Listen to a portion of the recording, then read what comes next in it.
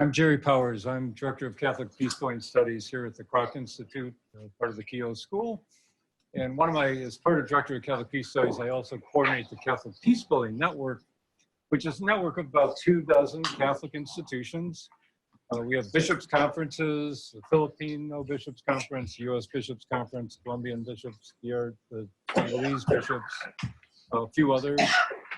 We have university entities, the Kroc Institute, Georgetown's Berkeley Center, Catholic Theological Union's Bernardine Center, and various other Catholic institutes around the country. And then we have some relief and development agencies, Catholic Relief Services, Caritas Internationalis, which is the Vatican umbrella agency for all the CRSs and Catholic charities and Caritas agencies around the world. And then we have some independent Catholic organizations like Pax Christi International and the Center Gidio community in the United States. And what we try to do, the Secretariat of the CPN is here. And what we try to do is connect scholars and practitioners, particularly from 3 regions of the world, Colombia, Mindanao in the southern Philippines, and the Great Lakes region of Africa. And we look for ways that these groups, these institutions, all of which are already working for peace in one way or another, appropriate to their own missions, how they can work together sort of enhance that work for peace, and find new ways in which they can accompany the church, especially in those 3 regions of Colombia, the Philippines, and the Great Lakes region, and also help to further develop a theology, ethics, and spirituality of Catholic peacebuilding. One common issue we found in our work in those 3 areas is that mining is a factor in conflict and peacebuilding. And the church is very engaged in mining. Now, obviously, mining is central to the global as well as national and local economies. From our cell phones to this new building here, we rely on mining. It's something we take for granted in our daily lives. Our daily lives would not be the same without it. Yet in these conflict zones, mining can have a disparate impact. In some cases, it's an important mechanism for economic development, much needed economic development, but it also can be a source of conflict itself, conflict over the mining. It can be a source of funding for armed actors. It can be a cause of displacement for various groups, especially indigenous peoples. And also can be an environmental disaster in some cases. And there are, of course, many actors involved. There's from the World Bank, multinational corporations, civil society groups, and religious institutions. So what we want to do today is focus on one religious institution, one important religious institution, the Catholic Church. And we want to, as with the other entities, the Catholic Church's concerns and activities span a wide spectrum. Corporate social responsibility, labor and other human rights, environmental justice, good governance, sustainable development, climate change, peace building. Lots of different pieces to this mining matrix. The challenge we see is to connect these different approaches to mining, especially the Catholic community's approach to mining, in ways that will contribute to a just peace. Now, this panel represents just a few of some 20 authors who are here the next couple of days for a book colloquium. We're doing a book on this topic of a Catholic approach to peace building and mining. That is tied to a Catholic Theological Society of America interest group that we are heading on the same topic, and also to some case studies. You'll hear about Colombia today that we are commissioning, so we can go much deeper in particular cases and look at the role of the Catholic Church. And all of that will lead to a pastoral planning tools that we're developing for Catholic actors around the world based on promising practices that we identified. We're fortunate today to have the following panelists with us. Sandra Polania Reyes is a visiting assistant professor of economics at the Keough School of Global Affairs here at Notre Dame. Prior to joining the Keough School, she was an assistant professor in economics at the Pontifical University Javeriana in Bogota, Colombia, her home country. An experimental economist working at the intersection of development and behavioral economics, her research comprises the design and evaluation of effective behavioral policy interventions in developing countries. With the Catholic Peacebuilding Network, Caritas Colombia, and the National Social Pastoral of the Columbia Bishops Conference. She's currently developing and analyzing a database on Catholic Church engagement on extractives in Colombia. Mr. Teabolo Begera is our representative from the Holy See, the Vatican.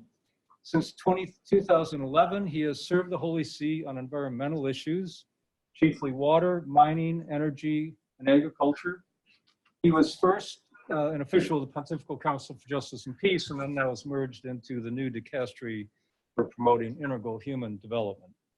He's played a key role in shaping a series of meetings that the Holy See has convened with the executives, the senior executives, CEOs, chair of the boards, level executives from the major mining companies around the world.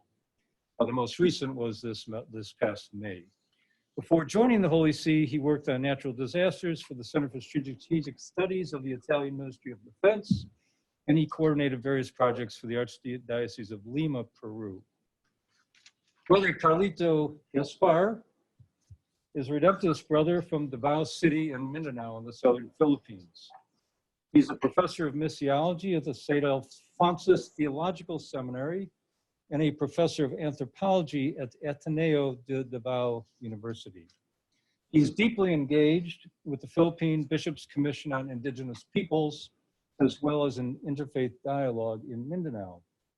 And that kind of engagement with Indigenous peoples and interfaith dialogue has led him to look very carefully at a number of cases of the Catholic Church's involvement in mining in a few dioceses in Mindanao. Father Rigoberto Manani is a Congolese Jesuit. From 2011 to 2017, he was coordinator of the Africa Social Apostolate and director of the Jesuit Africa Social Centers Network. He has worked for 10 years as the head of research for the Peace, Human Rights, Democracy, and Good Governance Department at their Centre d'études pour l'action sociale in the Democratic Republic of Congo. He's currently the team leader of the ecclesial network of the Congo Basin Forest and director of Jesuit social ministry in Congo and Angola. Finally, Professor Laurie Johnston is Associate Professor of Theology and Religious Studies at Emmanuel College in Boston. She specializes in Christian social ethics, particularly questions of war and peace. Her work examines how Christian theologies of church and world shape engagement in politics and the public spheres.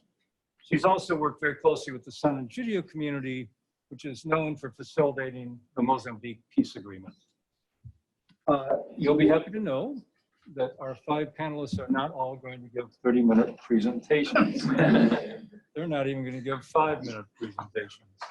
Instead, Professor Johnston is going to moderate a discussion among the panelists. And before we begin that discussion, let me thank the sponsors of this event. In addition to the Catholic Peacebuilding Network and the Kroc Institute, we have the Ansari Institute for Global Engagement with Religion, the Kellogg Institute for National Studies, the Mendoza College of Business, and the Initiative for Global Development. Thanks to all our co-sponsors for making this happen. And take it away, Laurie. Thank you so much, Jerry. And yes, we do indeed hope this will be conversational, and there will then be time for questions as well. I wanted to start off, though, with just a general question, because this very connection that we're discussing is probably new for some of the folks in the audience. The idea that there's some linkage between mining, between extractives, and violent conflict. And so I wonder if I could ask some of our panelists to get us started by just giving us some examples of the ways that those two things are connected in your particular context. And I wonder if we could start with Congo. Mind, Father Manani? Thank you. I'm coming from Congo, from DRC Congo, the big Congo. And the Congo is in war from, let's say, 96 till now, till today. And the war became very, very bad, I should say, when we had internationally what you can call the boom of coltan from 1997, 98, 2000, 2001. At that time, we had involvement of 9 countries in the war in Congo. We had many activities of smuggling of minerals, and we had many groups, people financing the war after selling the coltan. So it's something that it is known, it is very in public sphere, because there is more than 50 reports of the UN on this, this link between the minings and the war. And the UN has struggled till now to stop the war, even if they've been involved. We have in that country the biggest mission of United Nations. Until now, they're still there.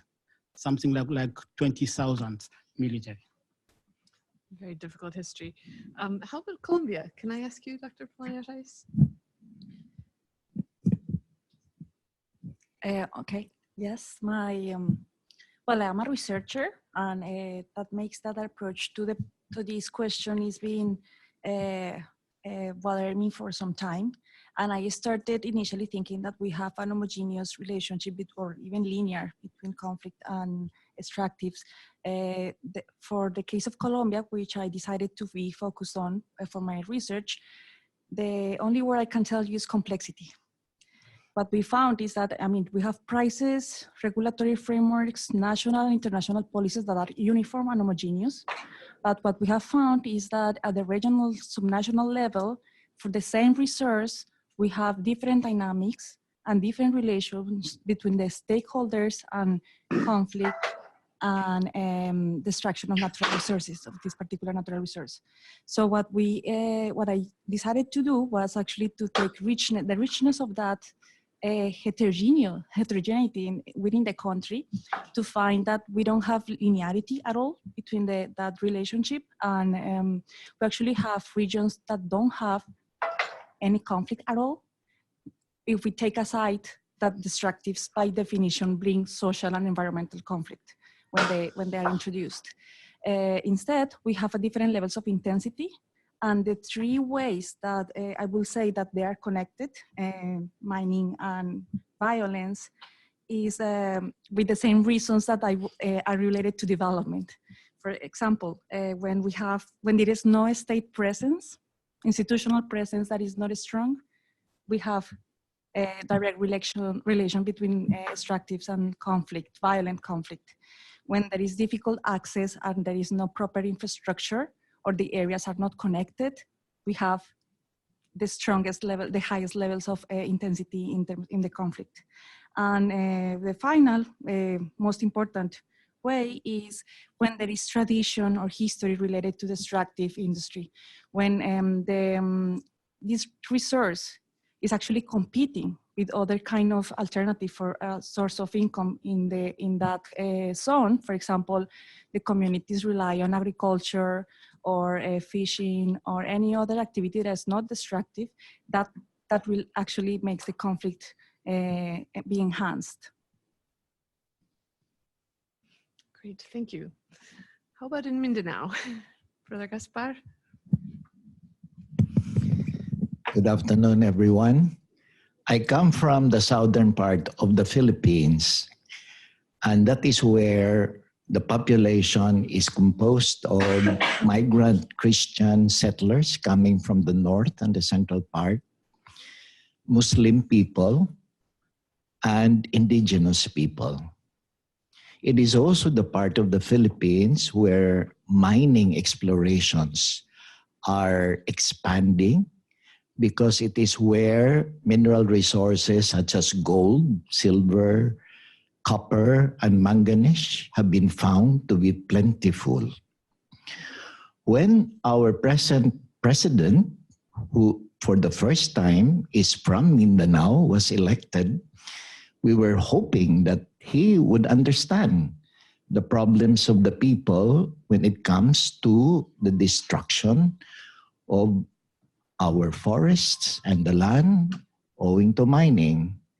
And at first, he did show that he was interested, at least, in not allowing open pit mining.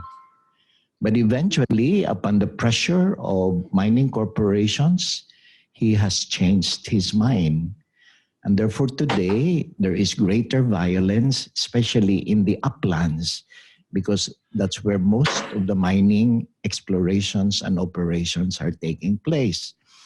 And it's also where most of the indigenous peoples are living, because through the years, the centuries, in fact, through colonization, they have been pushed further up to the uplands. Unfortunately, it is also where the guerrillas are also very active as of the moment.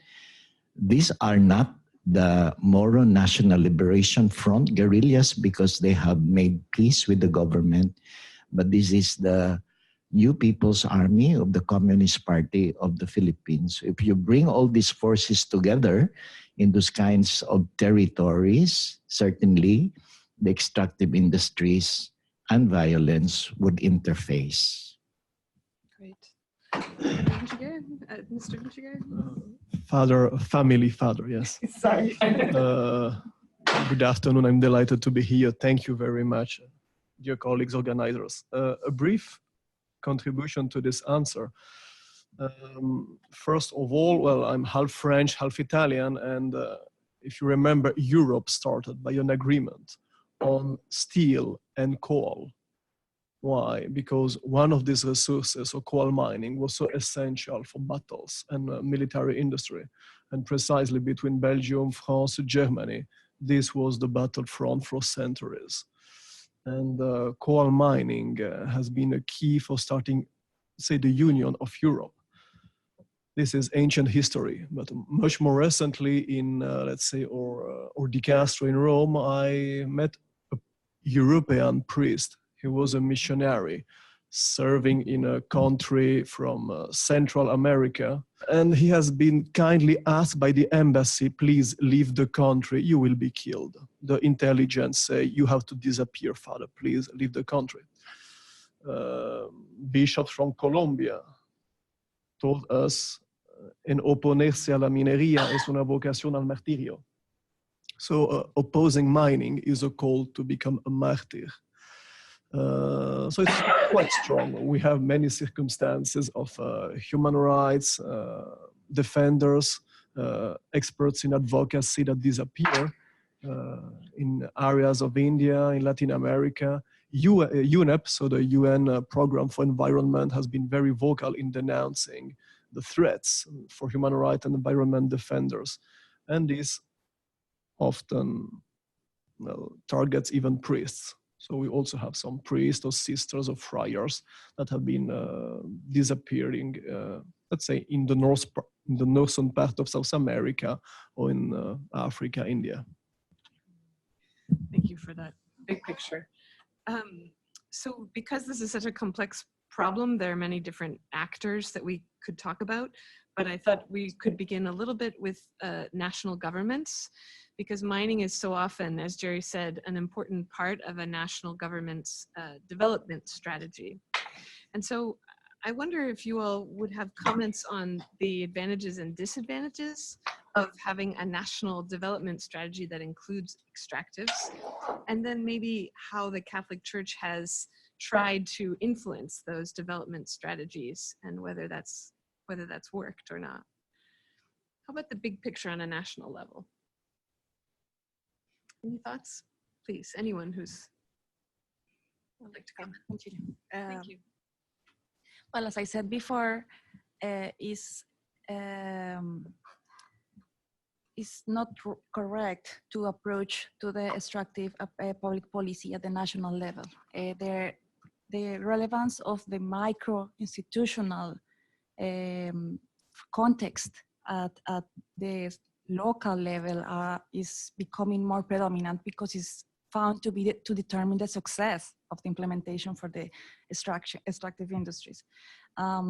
So in that sense, well, we can have a very optimistic national policy that is framed on all the possible and potential benefits of any economic activity, and in this case, mining. So I can we find in the reports by multilateral agencies all the benefits that we can have from mining. But actually, if we don't take into account the factors that are the condition, the necessary conditions for this activity to flourish, as in any other activity, there is no success at the end of the road.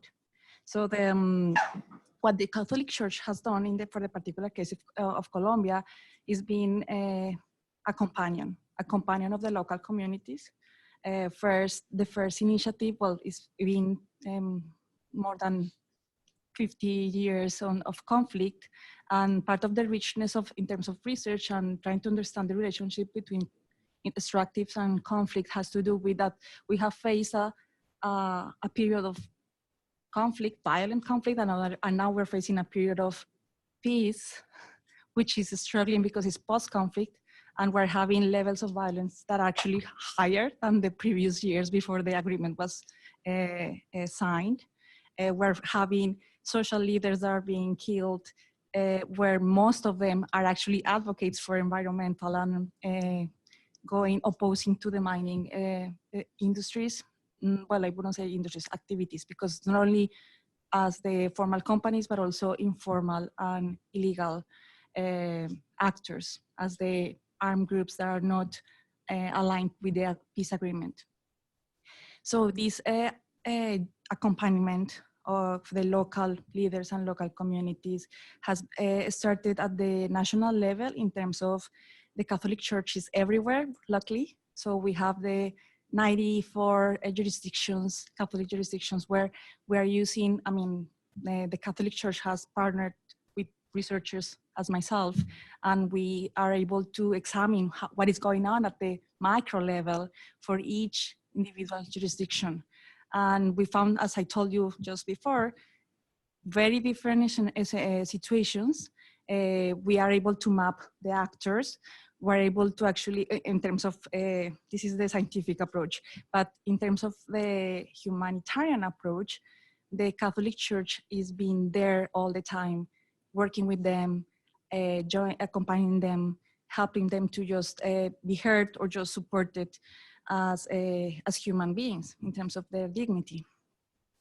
We have results of the research that we have done in terms of what is going on, mapping how is the situation at the local level in the whole country, and that was 6 years ago. Now we're having a follow-up, and we're doing the fieldwork, as Jerry mentioned at the beginning, to see what is happening now in the post-conflict. So we have the news, we have the bad news, we have some voices about the killings, about what is happening, but still we cannot grasp completely what is going on. And the Catholic Church is the only actor who is actually doing that. The communities also see that as well. Mm-hmm. I remember Monsignor Henao saying also that about 80% of the mining in Colombia is done illegally currently. And so that does raise questions about how relevant any kind of national development strategy is going to be if that is only covering 20% of what's happening. Well, that's also related to what kind of resource we're talking about. Mm-hmm. And it has to do with, unfortunately, with the prices on international markets. So we have, for the particular case of gold, that the prices we have this boom, this current potential high source of income that is an alternative for a drug, for the crops of illicit drugs. So obviously farmers are very interested in getting into that. But the process of formalizing traditional mining, in the case of gold, is so tedious that some of the illegal mining is just informal. So we have a confusion in terms of what is informal and what is illegal. The issue is in the regions when there is still illegal groups that they are taking those resources and are doing it illegally because they are doing illegal activities, and then we have conflict in those zones. They're also manipulating the farmers that want to live from the crops, the drug crops, illicit crops, and and they are becoming regulators of the extraction of the extractive in those regions, which is also illegal. That's the illegal, dangerous part. Yeah, Brother Gaspar. Large-scale mining operations in the Philippines became a state policy only really during the time of martial law under the late dictator Marcos. When Marcos was in power, he saw the potential of mining industry as contributing to the gross national product. But even then, it was already very clear long before climate change as an issue arose, that it could really destroy the environment because they happen to be operating in the uplands, again, where indigenous peoples have been residing. When people power overthrew Marcos, we thought that that would provide a certain leeway because the administration of Mrs. Cory Aquino was responsive to the people's demand that there shouldn't be this kind of industry. And of course, because the Bishops' Conference was very influential with Mrs. Aquino's government, it was possible that this kind of interventions could be facilitated. But when Mrs. Aquino was out of power, then the pressure was on the next president to really allow for mining. And so in 1997, the Senate passed the Philippine Mining Act of 1997, which then opened the Philippines for more mining explorations. Part of it also was around that particular time, our neighbors, Asian neighbors, propelled by the progress in India and China, and then the tiger economies were developing 10-digit gross national product increases. And therefore, the Philippines was under pressure also to go along with the other countries so that we will not be left behind. And the presidents from then until today saw that it will be the mining industry that would contribute very well to the increase of the GDP. But that's not true at all, because today it's not even contributing 1% to our gross national product. And they have also been saying that they employ a lot of Filipinos, and the employment of all the mining corporations operating in the Philippines is even less than 0.5%. So it's not been really helpful at all, and yet it continues to be a policy. But part of the reason is, of course, corruption, that many of those in government that support mining would be paid a lot of money for allowing these explorations to take place. On the other hand, the church has always opposed this. In 1988, the Bishops' Conference already came up with a pastoral statement, one of the first around the world, long before Laudato Si', where they asked the question, what is happening to our beautiful land? So since then, both the Catholic Bishops' Conference of the Philippines and the Major Religious Association of the Philippines have continued to oppose mining. And of course, especially in dioceses where mining operations are expanding at such a very high rate. Just last July, our Bishops' Conference again came up with another pastoral statement indicating that we are faced with a climate emergency. And part of that is because of the extractive industries that are continuing to expand. And so they're calling again for government to not push for a very strong, aggressive support to all these big mining corporations, including the expansion of the coal industry, because the coal industry is what is hoped to be the fuel that will allow more mining. And therefore, the putting up of coal-fired power plants are being established in many parts of our country today, which is again also contributory to climate change. So it seems that we should have some healthy skepticism about promises that development of mining resources will really have a big economic impact. But it's still common to hear people say that, well, this kind of development of the extractive industries is important for prosperity, which can bring peace to our country, right? How would you respond to that argument, though? The argument really falls flat on its face because of the ecological reality of the Philippines. We are a country of 3,000 islands or more, depending on high or low tide, no? As they say. And therefore, the ecosystem of the islands are very delicate. We are a country that should not have big mining operations taking place because the ecosystem cannot support it. Mm-hmm. So in terms of long term, it's going to be very destructive of the islands. Mm-hmm. Yes, please, Father Manani. Yes, if I take the situation of Congo, I think we have to divide the two periods. In the past, during the time for Jekamin, when the minings were in the hands of the state itself, the mining were giving something like 80% of the budget of Congo. And it's clear that the Belgians, those who have colonized Congo, they've built their world on the mining of Congo. The international community itself, let's just remind that the first nuclear bomb came from Congo. It was brought from Congo to the US. So this is what was true in the past. Today, things have changed totally. For the case of Congo, we started seeing the situation from 75, let's say 75, 78, when the new movement in the mining company started to the question of to privatize minings. This for me, in my papers, that's what I call that was the beginning of the problem in Congo. It's true that if you compare the economy of Congo in the 60s, we were at the same level of South Korea. I went to Seoul. You cannot compare Seoul with nothing in Congo. There is nothing you can compare. Just to give how things can change totally.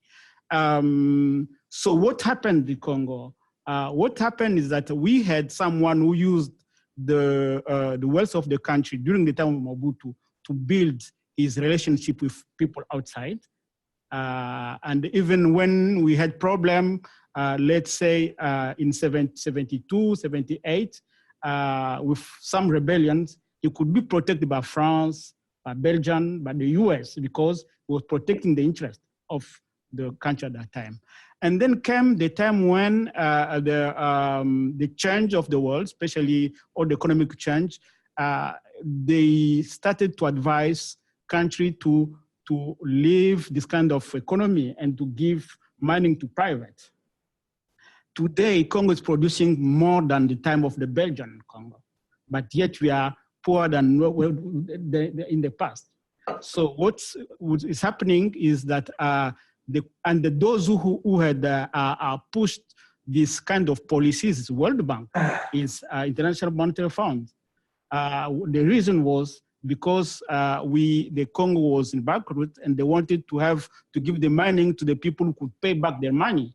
So it's a bit tricky. No one can say that the mining doesn't pay. The money brings a lot of money. It's clear. You can see the companies we in the study we are doing on the ground, you'll find we have companies that are stronger than states because they get more money than states when they are doing their business on the ground. And then just to close, for the case of Congo, there is two different scenarios. We have the Katanga, the region where we have cobalt and other heavy minerals, and we have the eastern part of Congo.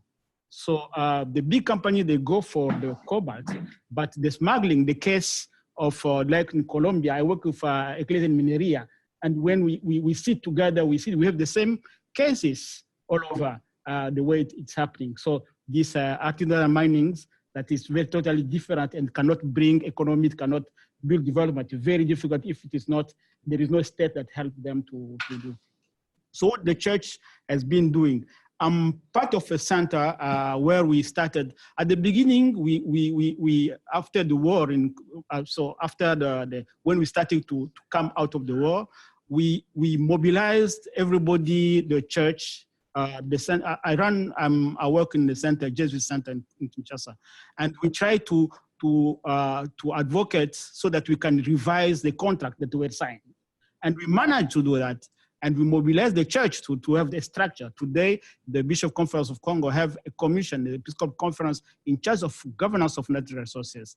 And then we went through the revising of the contract. And then we failed because the minings are more power than everybody. So you can go, they have lawyers, they can pay the best lawyers, they can negotiate, they have means to negotiate. So we have these institutions and that tried it best, but I cannot say that we've been very successful. For this, in the side of the Jesuits, what we've done, we've opened 5 years ago, 6 years ago, we've opened a center in Katanga where there is it is the base of the mining, the region, in the Cobalt Belt region, to have possibility of monitoring the companies, but also to work with communities. And he's the one who's the director today is a former student for Kroc here. It's Nyembo, who was done peace studies here. So myself, I'm doing coordination of the social centers. And one in my policy today is to link the question of governance and the question of mining. Because if we don't have a true government that is efficient, you cannot win this kind of battle. The company is very, very strong. And the difference is not very small. You know, let's say, if I take something like a normal company, they will have, their budget will be something like 90 billion. Most of our countries will have 5, 6, 7 billion. So how can you negotiate with a company like that? This is where the problem is. Thank you for bringing up the mining companies, because that's what I wanted to talk about next. So there's no question that there have been some shifts in the mining industry in recent years, some shifts. But I wonder, you know, from those of you who have tried to directly be in dialogue with mining corporations, maybe this is especially for you, how willing do you find them to be to engage in serious discussion about violent conflict, about human rights issues that they might be either contributing to or benefiting from or somehow interconnected with? It's a quite complex question which deserves a complex answer.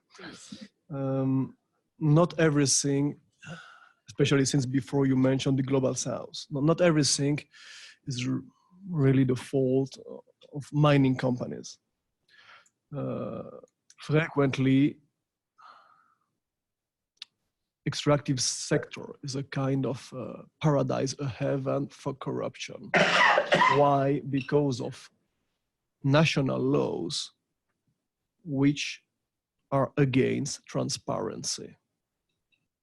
Because the individuals in many developing countries or the state departments that receive the royalties cannot be disclosed. Too sensitive. And if you want to have the contract, if you want to be one of the companies investing in that area, you have to follow the rules. This means that even you as a company cannot really disclose to who you are paying, how often, for what amount of money. Maybe some elements can be disclosed after 2 or 3 years, but only some of them, sort of reporting and transparency, as especially the OECD in Paris is studying, is extremely complex. So not everything is because of bad will of companies, but as we have just heard, companies are so powerful. So maybe that even, let's say, the companies, the global north may have enforced or suggested this kind of system to the South government that in the end are working against their country, against their people, against transparency. Now, are the companies willing really to engage on, let's say, human rights, respect of the environment, transparency? they are certainly very interested to do something, a little something, in order to avoid problems, to avoid a wall of shame, to avoid some big fine, to avoid the unhappy investors, to avoid the conflict. This is, I like to say, it is the benchmark. We are not really interested as, let's say, a dicastery in this only minimum. When we have in mind the so-called free, prior, informed consent, what is it? Is it only the consent of a company to be set aside? Okay, so now you give me the consent, I will take your land and you agree, and then please remove your houses, remove everything you have. Or is it maybe something else? No, how can the mining activity and the company have some meaningful interaction for the common good of the country? This is why when we have been engaging the companies, I remember first time was September 2013, Cardinal Peter Turkson gave a lecture on the common good.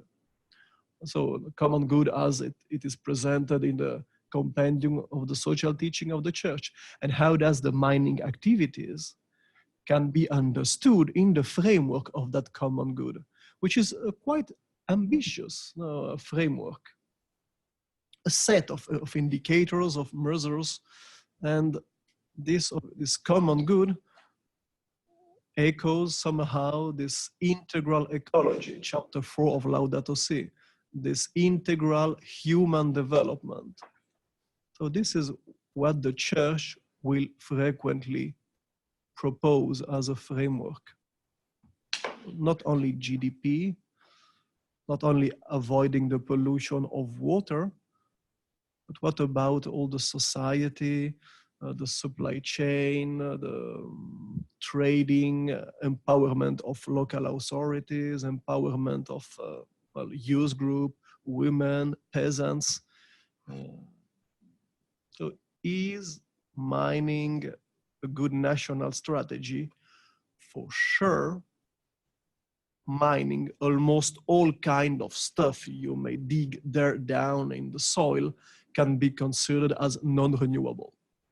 And even if some of them may be from a chemical point of view renewable, they are not really renewable on human scale. So you need a few era before having this kind of resource regenerated, no? So you are planning a national strategy with a quite a short mind, because it's not like agriculture, no, or sustainably managed forest in Sweden. No. At some point, the mine will be closed, empty, no more profitable. So what have you done? What have we done with the royalties? The time that these royalties were given to the country, the royalties that were used in a non-transparent scheme, and most of them have been vanished to the cousin or the uncle of the president of the republic. And what have you done with the so-called CSR, this corporate social responsibility, which has been already mentioned? Is it the freedom, the liberty of the company to make small gifts? Hospital, a clinic here. Oh, to school will be nice there, please. Or is it really the time again to engage in the community?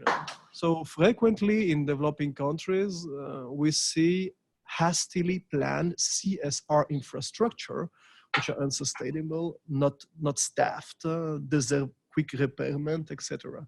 So complex situation. And even many of our experts, which are assessing the, let's say, structure of mining companies, they said on the phrasing, on the documents, on the statements, most of them are absolutely not okay. But if then you go beyond the statement, but want to look really, is there someone in charge? Who is implementing? Is the implementation going to the ground office, to the national level? Is there a reporting? If there is a reporting, is there action after the reporting? Is there an independent audit? then a lot has to be done, really, a lot. And I am talking chiefly about well-established, known big companies. Then we have many junior actors, some of them, let's say from China, which have a much more aggressive stance, and also some informal and even criminal activities. So it's complex. Does that resonate with the rest of your experiences? Anything to add? Yes.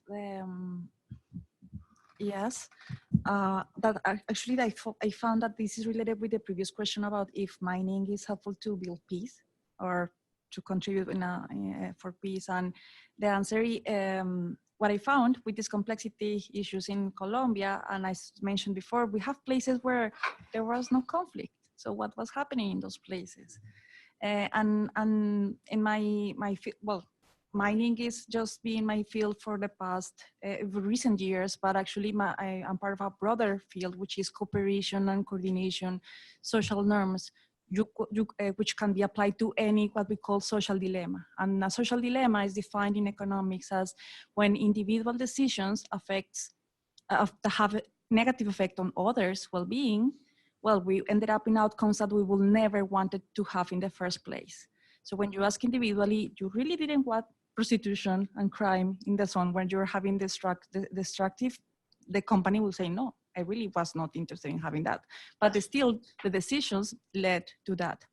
We can solve that kind of cooperation problems when we become, theoretically and practically, and when we use coordination devices.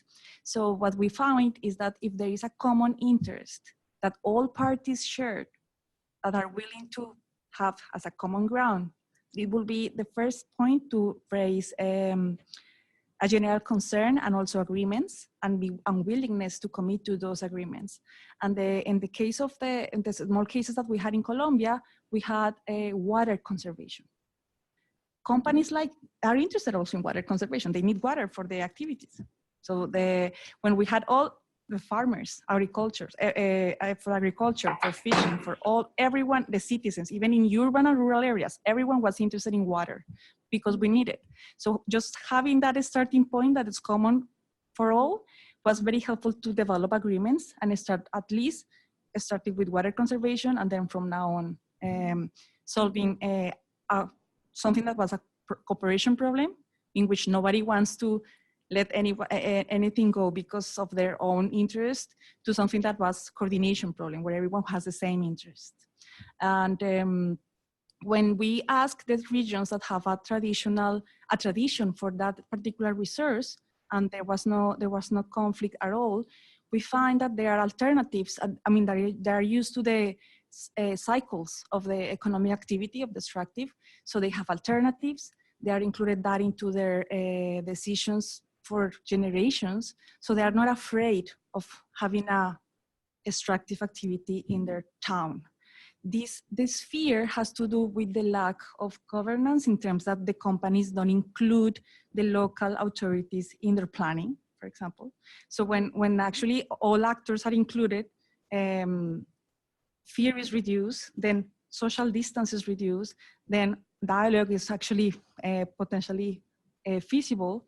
And just to finish, we had 3 years ago, we did a nice experiment, what we call it experiments, with in a region in Colombia, where we put together all the leaders from all the parties, companies, the representatives of the companies, local authorities, national authorities, citizens, users of the resource, that anyone who was involved in the activity.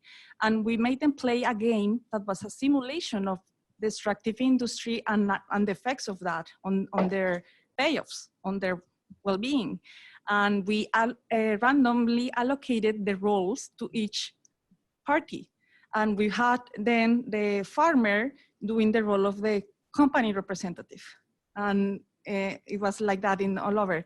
At the beginning, it was the tension was very high in the room, but actually they start to see what was doing in their own other shoes, and that allowed open the door for awareness, empathy, increasing empathy levels, and actually being more open to dialogue. for all the parties. From that kind of pedagogical activities that we can do from the research side, align and partner with the Catholic Church and other organizations that are neutral and are care only for the well-being of the communities, it's possible to have actually peace. So from conflict is an opportunity, instead of actually saying that mining is just the worst. Thank you for giving us a nice illustration of the common good that we were just discussing. Brother Gaspar? Certainly the stories that have been shared would resonate with our own narratives in the Philippines, especially in the South.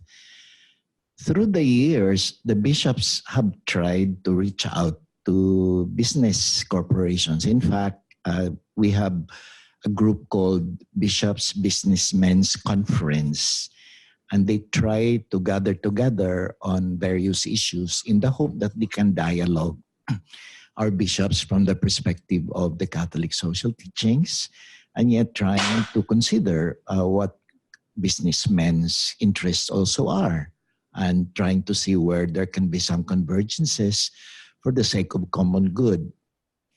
In other areas, for example, say employment of women, health services, etc., those are rather easy topics to discuss, and there are possibilities by which the two groups could meet in regard to certain reforms within corporate undertakings.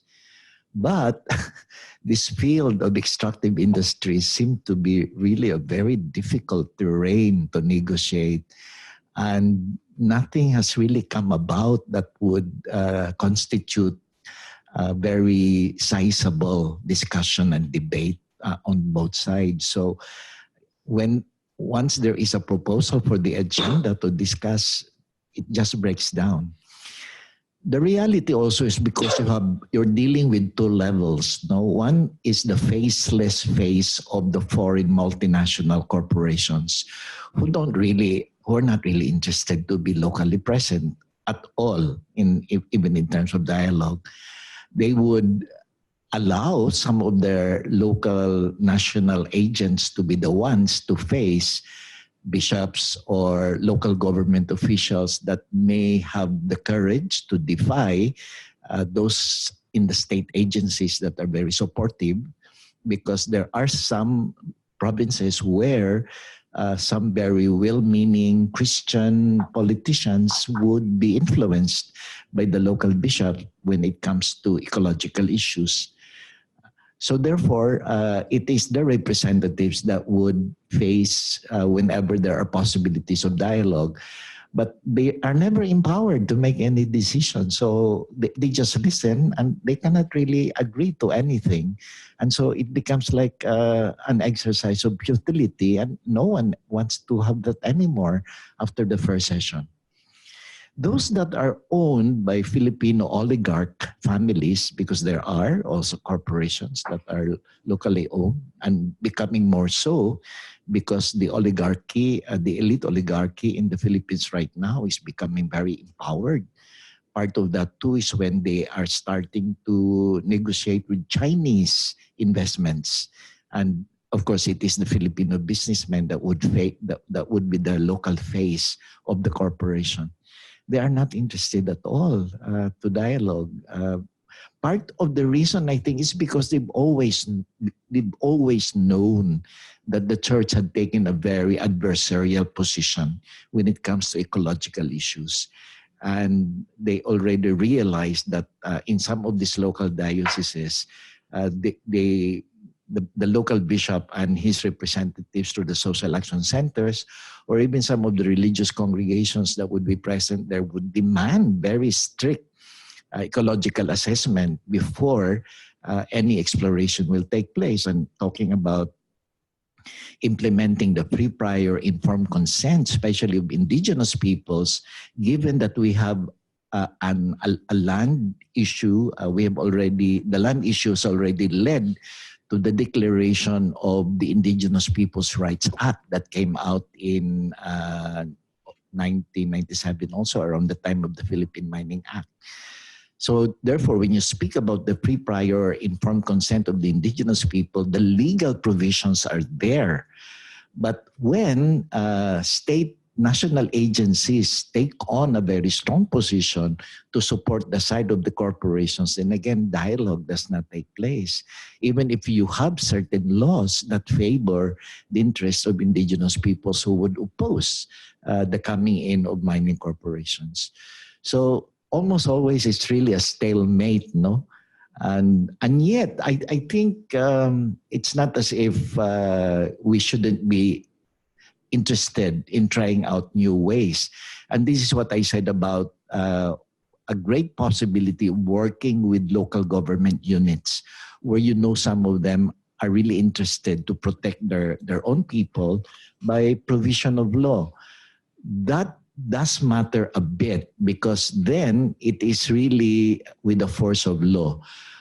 Part of the problem, of course, of the intervention of the church is that we don't have legal powers to be able to enter into the scene and be able to use that power against corporations. But local government units have. And when I'll be presenting later on the case study in one diocese, that's precisely where some successes were attained in terms of stopping expansion of big mining corporations. Great. In terms of the way that the church can respond, looking forward from here, what do you see as some theological resources, some ecclesiological resources that the church can bring to this whole question of mining and conflict, really at any level, from the local as you're describing to the international? It's a big question. Yeah. For the moment, at least some of the gains that we have experienced in the Philippines would include the network of religious congregations. For example, you know, some of the mining corporations that would come from countries like Australia or even from England and the European Union. You know, a group like the Colombian missionaries are coming from these countries, and they have their own networks from where their home countries are. And therefore, if you want to reach out to corporate interests, you can actually do so through the Justice and Peace Commissions of the various religious congregations that are based in England, in London, or based in Sydney. And we have tapped into that. And that, for example, has created certain momentum in terms of at least influencing a little bit some of the policies of multinational mining corporations.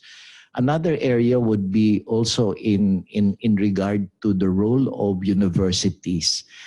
I come from, and I teach at the Jesuit University called the Ateneo de Davao.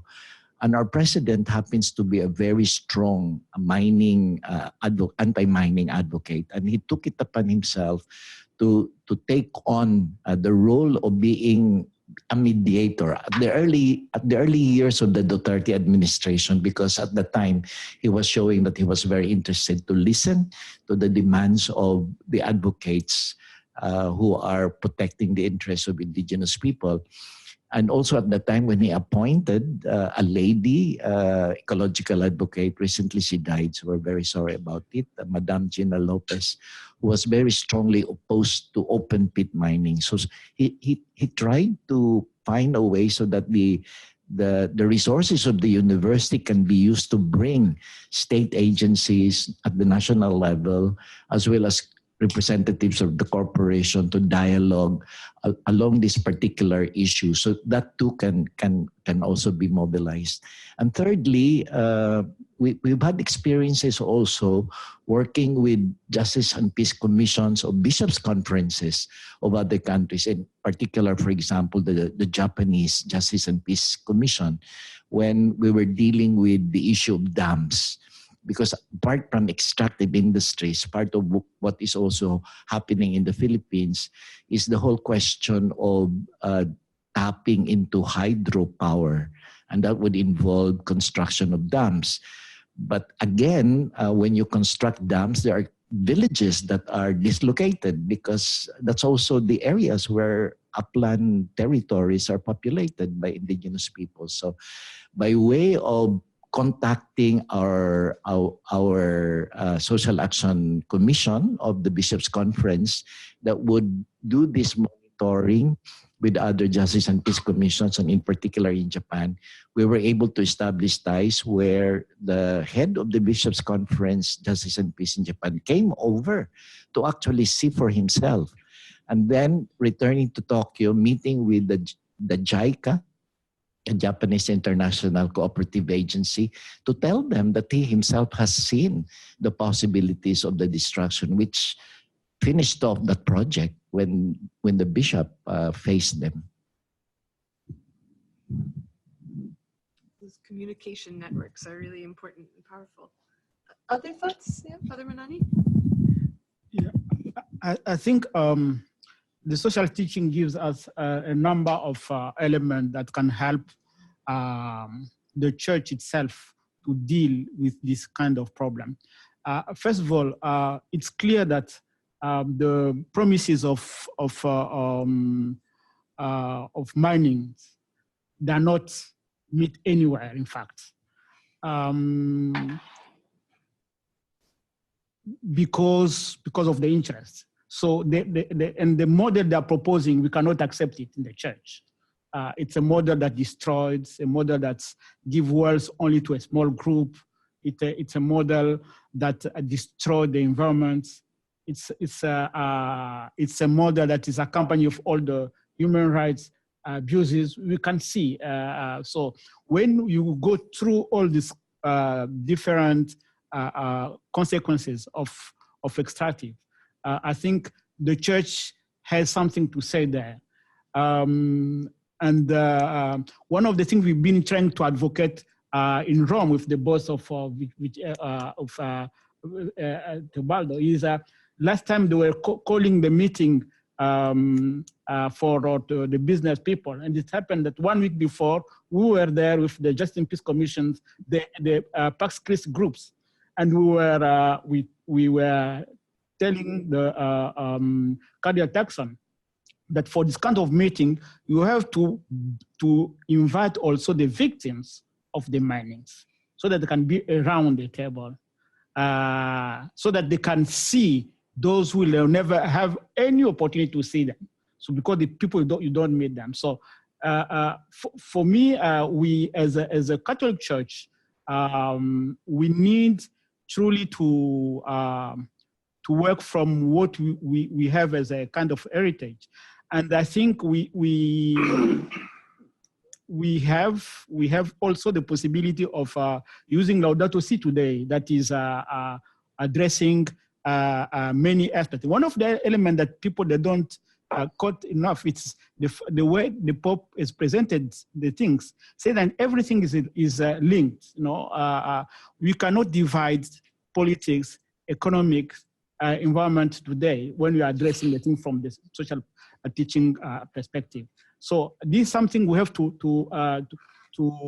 voice, because when the company they come, they say that no, we are facing only a corrupt government, so we have to survive. This is one of the way they say.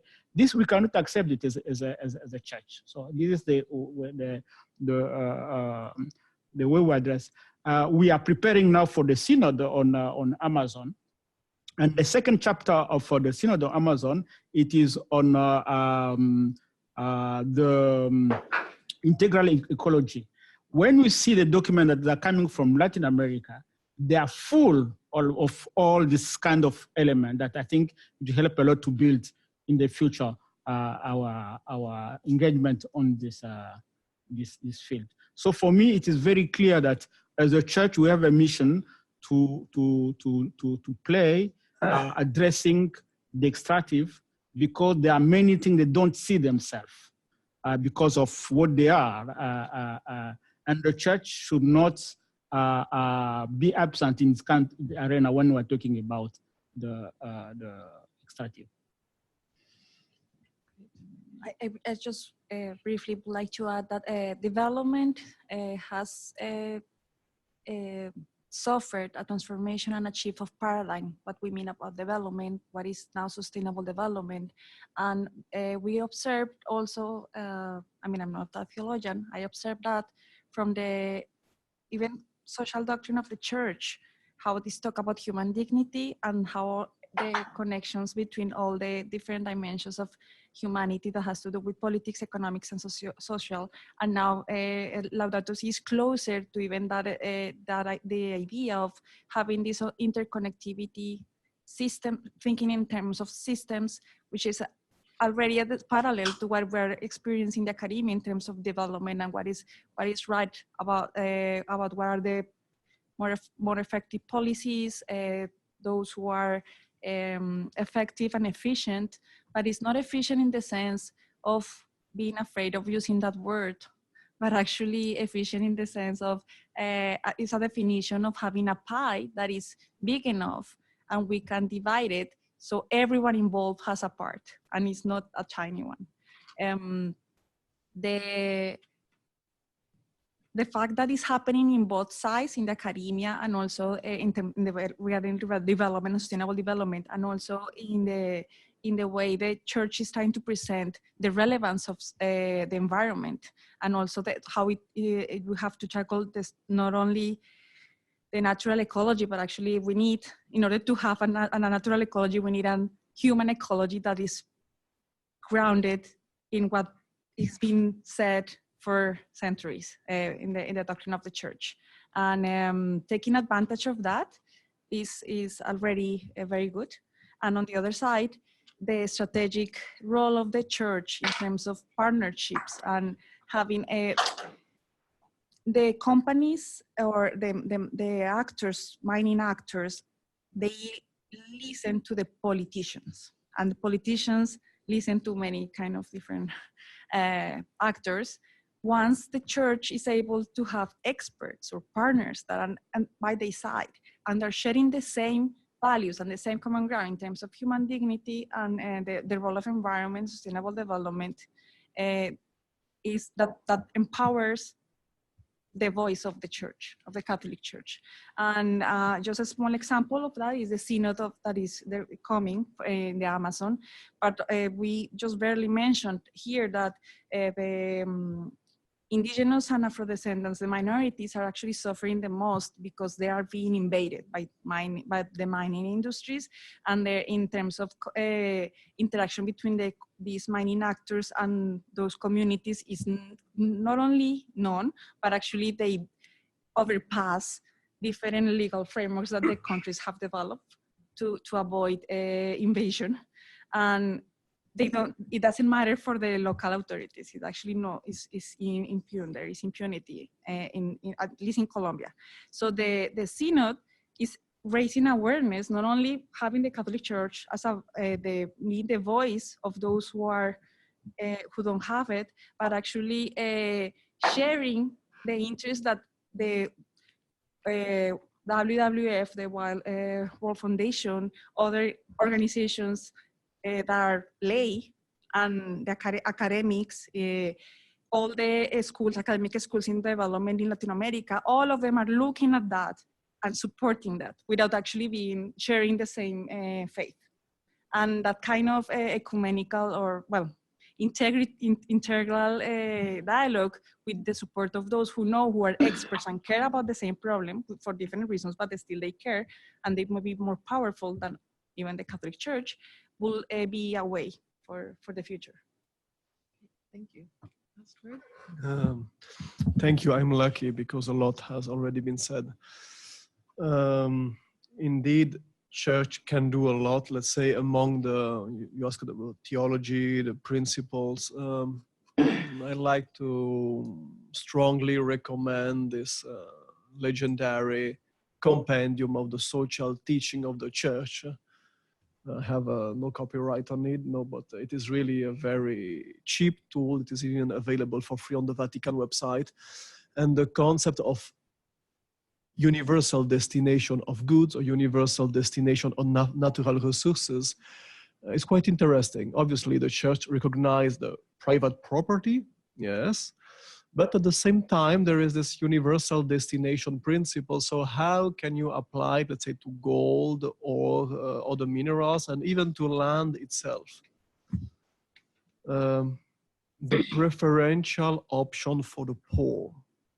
So obviously, the church can foster dialogue, the church can reach the senator, the CAO, the investor, because some church experts are talking with big investors. This is also a big part of this puzzle. But in the end, it is not, we should not be perceived as some kind of, let's say, neutral space for dialogue, like just an empty white room. There is a preferential concern for the poorest, the most vulnerable, those who suffer the most, or those who will be maybe impacted later. Some few, let's say, outstanding examples. Obviously, a lot has already been said about Colombia and other countries. I will not give additional similar examples. But some 5 years ago, if I'm not wrong, the Inter-American Court of Justice organized a hearing, and it was about violation of human rights in Latin America. Who organized it? CELAM, so the bishops of Latin America. So the bishops bringing experiences from Latin America in that network. It was the first time that they received violation from Latin America and from the bishops. So this started something. The church in Papua New Guinea is very vocal against deep seabed mining, a new threat, what they will do under the ocean. And the Holy See diplomacy, you know, this has been discussed chiefly in two arenas. One, let's say in the UN, New York, around the UN Convention on the Law of the Sea, UNCLOS. They are developing a new binding instrument to respect biodiversity. Another one is more in Jamaica with the International Seabed Authority, which is preparing the framework to give the green light to deep seabed mining. And in both arenas, the Holy See diplomacy, even if only as an observer, was trying to raise some concerns, as we did for the Paris Agreement on climate change. Usually it's not technical agreements, but again, human dignity, respect the workers, link the economic development to really the reduction of poverty, link the mitigation of climate change to reduction of poverty, justice, and so important, the intergenerational solidarity. So not only what kind of planet we will give to our children, but also what kind of children we will leave on the planet. So again, the field of education, human ecology, awareness rising is very important. And since Amazonia has also been mentioned, we have to link the two jungles. One jungle is, let's say, Latin America, or even Congo Basin, or some fancy islands in Asia, which have been ruined by mining and extractivism. The other jungle is the chaotic consumerism jungle, throw-away culture, Amazon Prime, cheap stuff already replaced. You see what I mean? So the model of irresponsible consumerism, which has been designed as a major strategy for and by the richest countries, cannot be proposed to all the countries. So Laudato Si is very clear, but already in 1992, when preparing for the Rio conference on sustainable development, the Holy See diplomacy at the time denounced the strategies based on waste. So waste as a business model is effective, but is unfair and unsustainable. So this concept should be linked. Again, when you dare to work with the church, it immediately becomes a quite wide approach. It's not 1.5 degrees or 10 meters. No, it's everything, the integral approach. And the role of universities is very important. How are business schools, business faculties training the new students? our policy, political science training new students. And we are lucky also to have this kind of network, no? Inviting all of us to share this kind of concern. So thank you again. Thank you. We have a few minutes to extend the dialogue to questions. Can I ask if you would identify yourself if you have a question and stand so that we can hear you clearly? Please, we have a few minutes remaining. I'm Doug Castle, Emeritus Professor of Law here from Notre Dame. Laudato Si, which I reread in preparation for my chapter for the book, is a revolutionary document. Revolutionary in terms of church teaching, as far as I can tell. It grows out of a very well-founded way, but revolutionary and provocative compared to the values of the economics profession, of governments all over the world, of business all over the world. Because it's not just saying don't throw stuff away when you can make it to last. It's not just saying consult with the indigenous communities before you build a project. It's saying that our whole value system is upside down and is leading us to a very unhappy end, some of which we're already beginning to see. So my question is, and all of you have had experiences in dialogue, as mentioned, with the business community, with mining executives, governments. Can the church really have a dialogue with people when we reject what they stand for? It's not just a question of wearing a tie when you come to a panel. It's a question of not having the panel at all because it's destructive. That's a poor analogy in this context because this has been a wonderful panel. I hope you get my meaning. The church is just way beyond what the secular world is willing to accept. So how do you just settle and say, all right, well, they're not going to buy a revolutionary doctrine, so we'll just ask them to stop throwing away things or building things throw away. I will start briefly.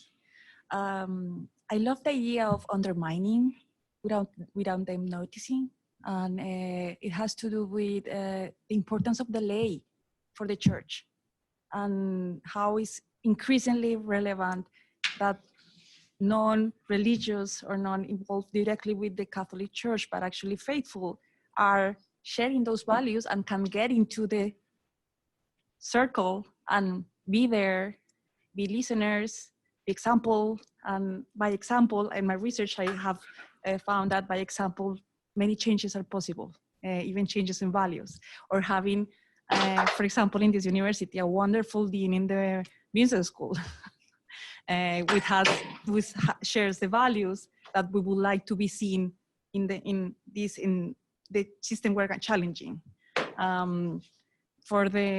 Even for economics, I am part of several projects when we deal with actually how to change the curriculum and teach students in a way that where they see, oh, everything I do, it affects others. Yes.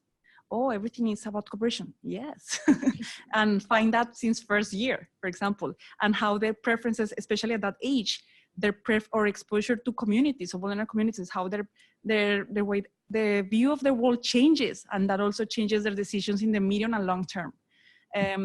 So even in economics, having that challenge, because obviously Laudato Si was a criticism to the mainstream economics and business, but there are attempts in the frontier where we talk about moral economy and we talk about values and how actually people persons like to be enhanced and empowered, terms that traditional mainstream economists wouldn't use, that I will use. And in my studies, I have political economy, but also I had to be trained in mainstream economic tools to learn the language and be able to open the dialogue, even if I don't share the values of, which is it's been successful so far. So that's one possible. Sounds like sabotage from within. Other responses? Yeah, I think dialogue is part of our tradition in the church. So we cannot avoid dialogue. Even if the devil, we have to dialogue. But we should not be naive when we are doing the dialogue. And the Laudato Si itself, number 38, the Pope says that he's praising the civil societies, organizations that are making pressure on these organizations. So we have to dialogue, but also we have to develop tools of making pressure. And from my experience, that works more than dialogue. When you can voice, when you can make noise around a company, when you can go to UK or stock market and saying what they are doing, then you'll get better result than just dialogue. In the back, please. No, yes, you. Sorry. Sorry. Not all the way back. Susan Page. Thank you very much, all of you. And my question is not quite as much about Laudato Si, but rather some of the tools that we try to use to stop some of these processes. So I'm American, and I was in the State Department at the time that one of the pieces of legislation that was passed to at least try to stop the Dodd-Frank Act, which was trying to stop some of the child labor and the human rights violations that go along in lots of places, but it was related specifically to DRC. And I went out to Congo several times and whatnot. But what I guess I will say annoys me a little bit is that a lot of the groups and organizations, they want to do a good thing, but it's a little bit like Sandra said earlier, which is it's now squeezed the regular economy. So people, even if they're doing it illegally, are profiting off the coltan or whatever other gold, et cetera, et cetera. But no one ever bothered to say, we're going to boycott Apple or Dell or, name any number of, or, our phones. And I admit myself, but I thought how interesting we're willing to do that with food and other kinds of things, which have helped to create a new food source or a new technique to avoid some of this. But even the NGOs, the big ones that were, we have to have the labeling system, again, not a bad idea, but it didn't go beyond anything that would hurt us. If it's gonna hurt us, somehow that was a step too far. Where can we go with other techniques to put in place something that separates out people from other countries? Rwanda doesn't have coltan, but they're an exporter. How do we make it important enough for us to make them create something else that doesn't involve such disastrous consequences to the environment, the climate, etc.? Thank you very much. If I understood correctly, you raised a question about behavioral change, making choices and values.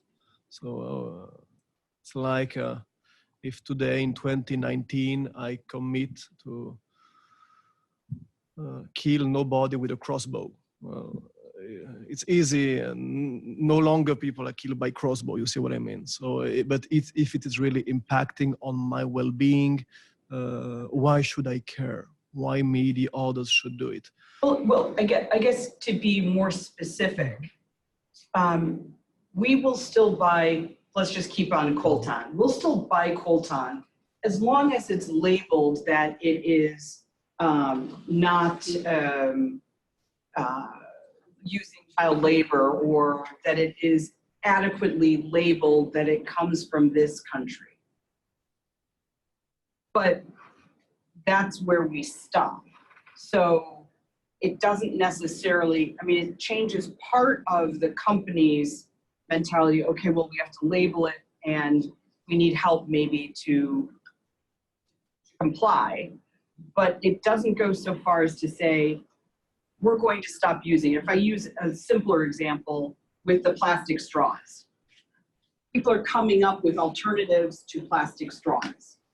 but we're not coming up with an alternative to batteries that we use in all of these everyday sources that are important, that make our lives run. And so it's not just a choice. There's no alternative though right now. Or is there? A fair phone exists. So, and people, Well, fair phone. So almost the whole design from the process to the, you see, again, integral ecology. It will not only be where is the metal from, but what about the software? What about the content? How many hours per day the children is watching pornography on it? So again, it will not be only one technical part, but the whole vision of the whole of the phone, and if it is ruining the family life during the dinner or not. Again, values, education, and culture. These are, let's say, the three main answers at the end of the encyclical letter Laudato Si. According to this, yes, you can change. You can commit. Why? Because changing requires some strong motivation. And then education, culture, and spirituality. Religious values are quite strong. So trying to live as much as possible, it's the big challenge, you know, accordingly to our own values. All the gospel is about this. Just to add, it also takes time. I am teaching the foundations of sustainable development here at the Masters at the Kio School. And one of the most important parts is the most challenging dimension is how to convince the private sector, the companies, about how to change their process, the production process. And it has to do, historically has to do with the mentality that we have to reduce costs and take everything, and if it's going to be waste and we don't care, as long as we have profits, and it's easier. So this line of production is is the mentality of all the most of the producers, regardless of the industry. But it's been a couple of decades where we have designers thinking about, we're going to change the paradigm from there. Even it's actually good to recycle, but now recycling is becoming the panacea, and it's actually not really helpful. What is helpful is go to the beginning, have more productive processes that are thinking about the circularity of the system. And I remember when I was in school and I heard about it and I thought it was amazing, but it takes time. We have new designers, young people, usually. We have that are adopting those strategies. We have technology and motivated young people that are working for technological advances. And eventually we will find these technological advances permeating into the companies, because now finally after 2 decades they are finding profitable strategies that have to do with changing the linear process of production to a circular one, where actually everything can be reused instead of recycled. So it's a matter of being patient, but also supporting the youth and the scientific advances. Yeah, I wanted just to that Frank was a very big breakthrough at that time. I remember that just after the passing of the law, I was called in Washington with all the different companies, Apple and others, to discuss on this kind of matters. And they had the first statement trying to say that we are not going to buy a mineral coming from the zone where there's conflict. But people doing business are more smart than most of the people. So it was just the changing. Now we're talking about the question of chain of supply that's more complex. And even those who are stealing openly, they're stealing another way. Just to give an indicator, in Congo, before that, Frank, we were counting something like 12 armed groups. Today we have 123. Great. Can I just also thank you for bringing the question back to what we in the global north are sacrificing or not sacrificing, because that is behind many of these questions. So thank you for that. Please join me in thanking all of our panelists.